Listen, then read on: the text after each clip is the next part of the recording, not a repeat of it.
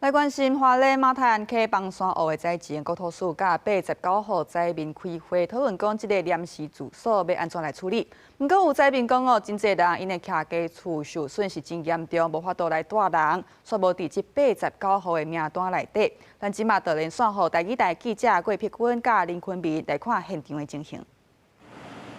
花莲马太安溪邦山湖灾前到达已经超过1个月，即马也开始讨论中价厝的问题。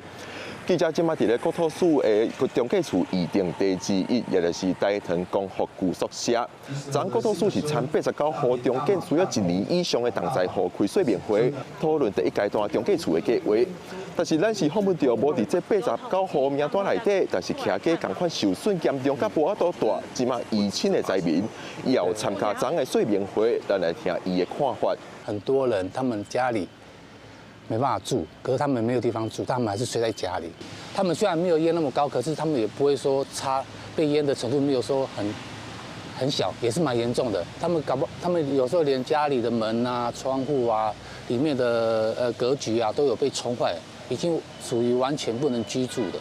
那这样子的话，他们是不是也可以被编列在中居屋这个部分？目前官方统计89号同灾户当中有40户有意愿住中价厝，但是张先是就指出，有真侪户也受损严重，需要中价厝，但是无列入名单，这个需要政府继续评估。